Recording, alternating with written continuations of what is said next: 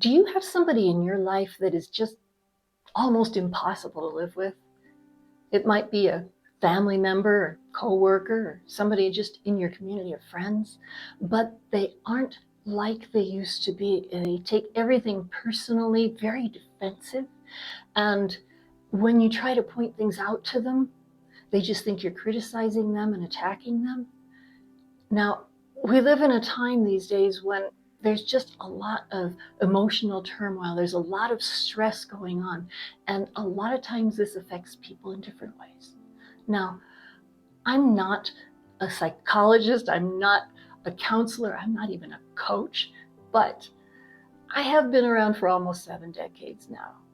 And I've picked up a little bit of wisdom on how to deal with these situations and leave an environment that's open to that person welcoming change in their life and receiving the healing that comes from people who understand them and give them space. And that's what I'm going to share with you in this video. Now, there are toxic people, and you will always have the right, if somebody's being toxic with you, to cut them off from your life if that's something that is going to very negatively affect you or the people around you. Some people are narcissists, and some people will try to control your life by the way that they behave.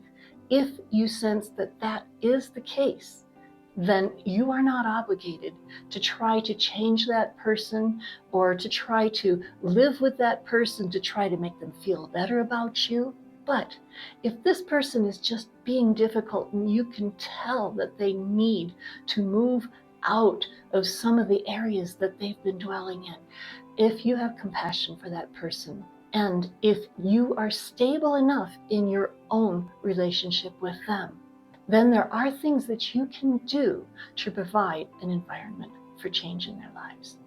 The first thing that you must do is to let them go. Let them go. Now, that doesn't mean just ignore them. They're still in your life. But that means that you no longer feel the responsibility to lead them and to persuade them and to try to get them to see what's going on and respond in a different way. Instead, you let them go. It's kind of like as if it were a boat. You cut the rope and you let them drift how they're going to drift. Now, if you do that, you need to realize that you're not going to be in control of the reactions that they have, and you can relax about that. And the next part goes right along with that. As far as your expectations of that person, no expectations. Now, I'm not saying that we should never have expectations of other people. When a person has shown that they can be predictable in something and you can expect something from them, then sure, have your expectations, but always hold on to them loosely, because people do change, people do fail. So your expectations shouldn't be so rigid. But if somebody is normally honest, normally punctual, normally dependable, then you can have an expectation. And that's like a compliment to that person, because they understand that you know who they are and how they're going to respond. But when it gets to the point to where somebody is in this other situation and they're just being almost impossible to live with, they're being irresponsible, disrespectful, and not considerate of the people that are around them, when it gets to that point, cut off your expectations. Don't expect them to follow up on something, to do the courteous thing, the considerate thing. Don't expect them to be kind. Don't expect. Now, in that, I'm not saying expect the worst. Don't expect them to be mean. Don't expect them to be rude. But instead, leave the expectation open. Just shut it off. It's almost like if you had on your phone a setting for notifications, for example. You shut that off so you don't get notified anymore. And it's just what you have to do pretty much in your own brain. Just shut that thing off. I don't expect it. And it does take practice. I'm saying this from experience. It takes practice. that when you have to remind yourself again and again that this person, they didn't do it, they didn't follow through with this, they left something undone that caused problems for somebody else, that caused problems for you, and it's like, oh, again, why didn't they? And instead of that expectation of, oh, they should have done it this way, they should have followed through, they should have done the considerate thing. Instead, leave it open. They didn't do it. Because when you really think about it, you weren't expecting them to follow through in that way anyway, because of your experience, because of how they've been acting. But let it go and stop expecting something that you know very well isn't going to happen anyway.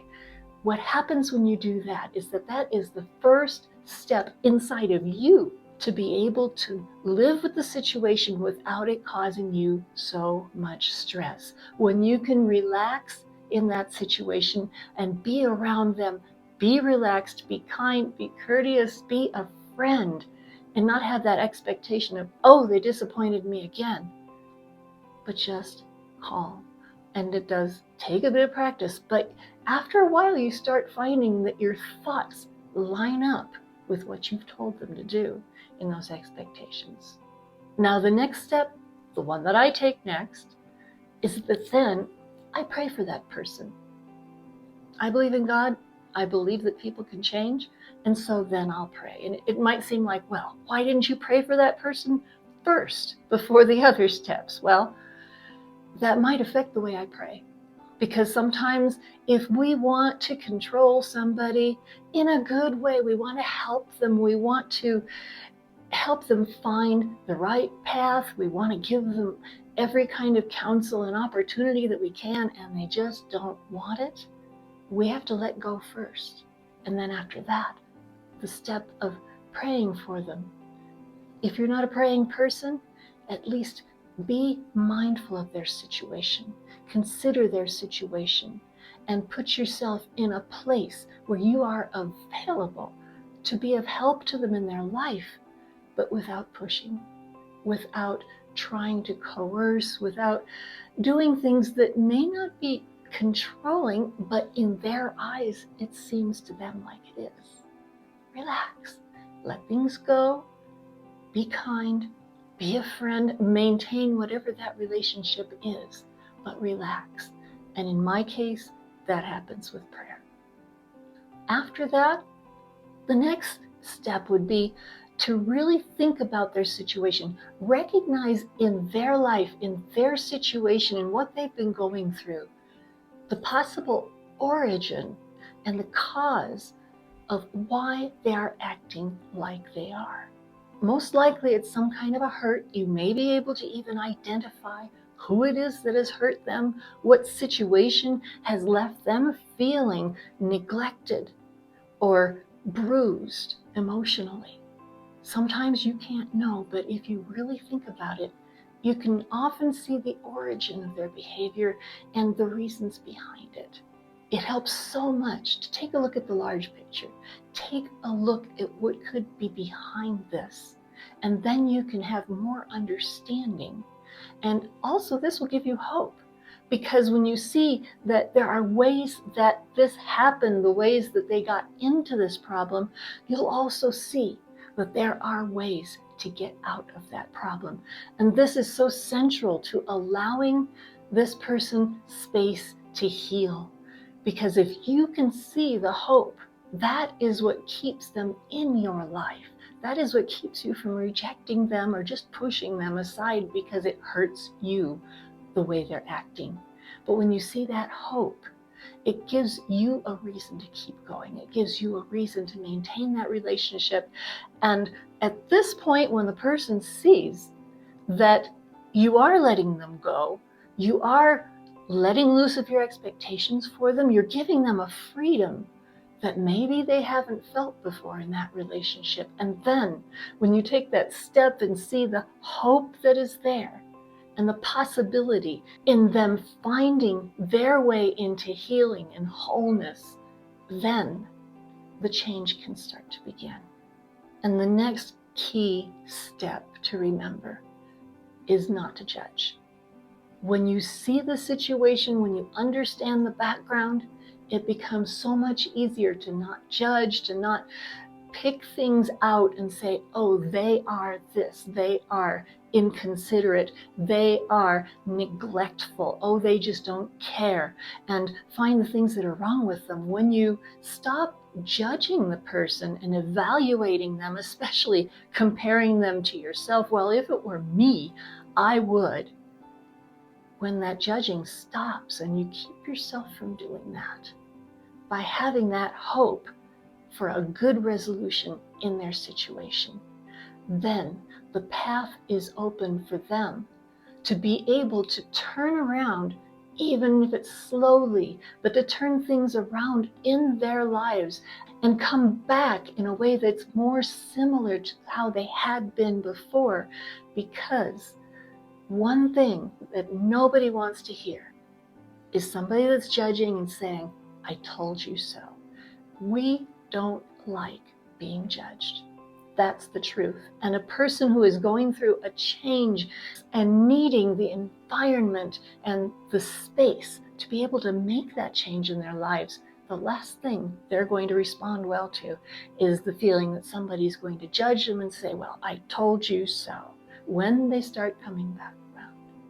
This is all about giving somebody space, giving them room so these changes can take place in their lives. Most people, in the back of their mind at least, they know that when they are acting like this, when they are being completely inconsiderate of other people and so difficult to live with and sensitive to any kind of a comment, taking it as a criticism or an attack, there is hurt inside of them, and they are aware of what's going on, but so many times they just don't feel like they have that space to change, the opportunity to change. They need that environment to be there. And at this point, it's so important to avoid any kind of behavior on our part that either would be slightly passive aggressive or something that could be taken as passive aggressive. When people get to the point of being overly sensitive and taking everything as a criticism or an attack, you could say something that was even a compliment, something that you mean to be 100% encouraging to a person. And because of the paradigm that they are in, they will flip it around upside down and see it as being passive aggressive. Well, I know what you mean by that.